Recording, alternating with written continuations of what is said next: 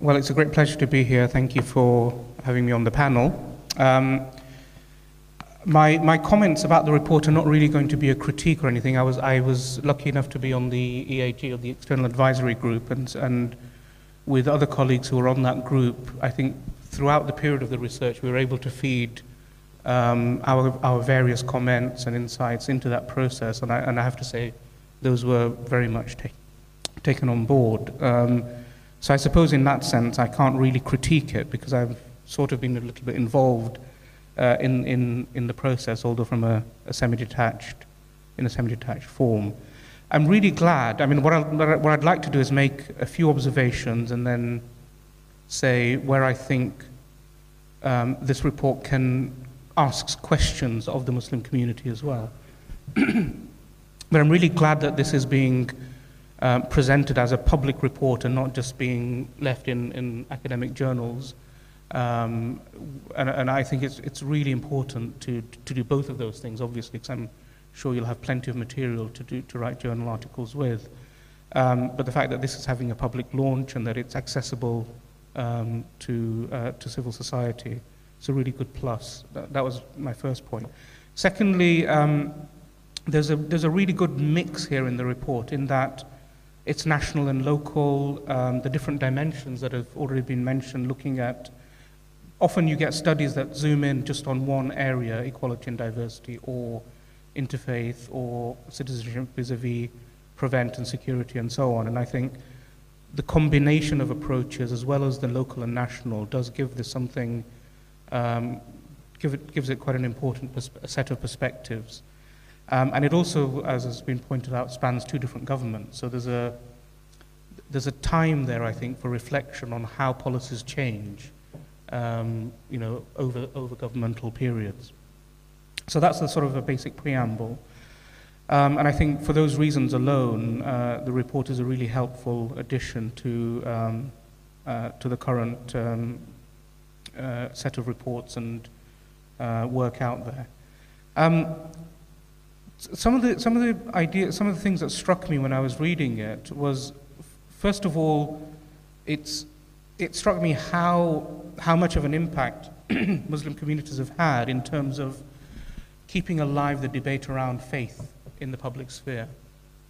Of course, this is not Muslims are not a majority faith or anything like that, far from it. Only about 5% or slightly less perhaps of the population, but the amount of debate, for good or for bad, I have to say, because not all of it is helpful and not all of it is positive, but the amount of debate and discussion that has ensued over the last 10, 15 years around Islam, the presence of Muslims, their belonging, their position, their role, their aspirations, again, for good or for bad, has very much kept alive the debate around what does faith as a whole mean in our society. Number two, there's also, I think, an important strand that runs through this, and that is how engaged people actually are. Because often the public narrative is that Muslims are disengaged from public life, or they're disengaged from political structures or from society, or they're self-isolating. And I think in a way this report really does tackle that quite head on and shows how extensively engaged people have been, people of wildly different backgrounds, movements, organizations, groups, individuals, mosques, networks in different parts of the country. So there's a wider narrative of integration, I think, that the report very helpfully constructs. Thirdly, there is something which is a little bit more delicate, and I think that there's a balance here in the report that comes out between the agency that Muslims have, i.e. how much they act in their own name and act consciously and deliberatively, and how much is done to them, how much they are a victim of their circumstances, how much they find themselves in a situation and react, often badly. And there is a balance between those two things. So there's a purposeful, deliberative, strategic intervention that people try to make, for example, in lobbying for the census question on religion, or lobbying for certain pieces of legislation and so on. But a lot of this is about almost scrambling once the headlights have hit you and trying to say, how do we now react? And I think anybody who works with Muslim communities will see that tension and will feel those dynamics in their various relationships with people in the Muslim community. And I think that comes across quite powerfully in the report. So it's not that all of this action is happening deliberatively. Some of it is just is passive, and Muslims are reacting and responding. And finally, in this set of points, I think that quotation that Dan read out, and it's actually from Muhammad Aziz, who's sitting there at the back, and it's a sort of not missing the wood for the trees point.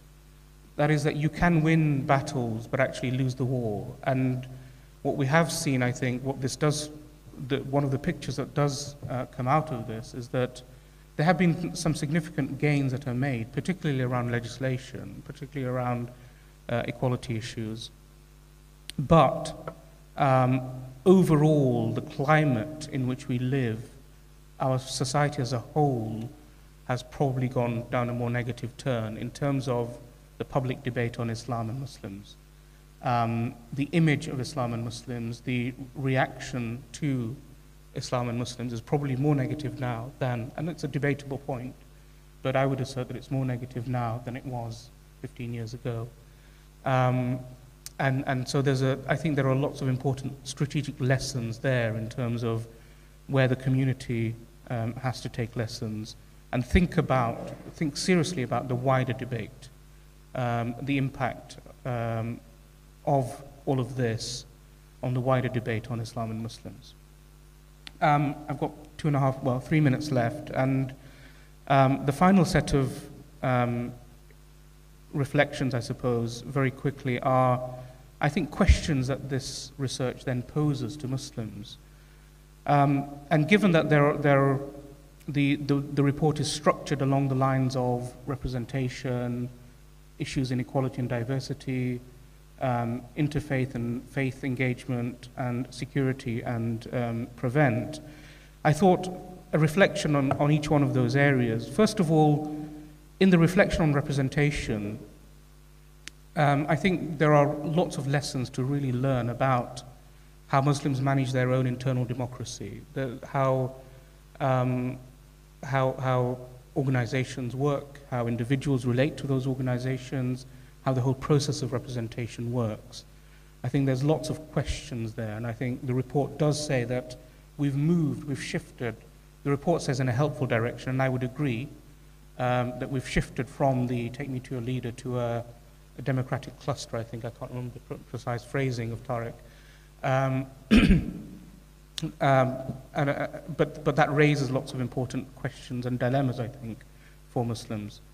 Secondly, around equality and diversity, and the report does say that a lot has been achieved on the broader legislative front around equality and diversity, but it does raise the question of what commitment Muslim communities are making to those equality and diversity issues themselves. Are these pursuits pragmatic pursuits to achieve equality and legislative protection for us, in quotes, while we don't really think seriously about the impact that is having on everybody else? Or is this a thoroughgoing, principled pursuit for equality? And I think that naturally creates lots of argument and debate within the Muslim community. In terms of faith engagement, a lot has been happening and a lot of good progress has been made. The report picks up on that. But I think there are real challenges in terms of how deep those engagements can go, how much further they need to go, how much more meaningful they can become, and how much more practical they can be, because a lot of the engagement is still very much around talk and discussion. And I think the Near Neighbours project quite helpfully moves it into a slightly more practical, localized area. But as the report points out, there are questions raised about that as well. And finally, around security, and that's probably the most controversial of the points picked up here, without becoming agents of government, how do you deal with a situation that is a real problem for society, and not say this is nothing to do with us. How do you engage in that dynamic? How can you even proactively, preemptively deal with those concerns so that you actually take ownership of a situation rather than because this is the classic scenario of something that is done to you as opposed to something that you are in control of. So there are lots of questions and challenges, I think, there that are posed, and I'll stop there. Thank you very much.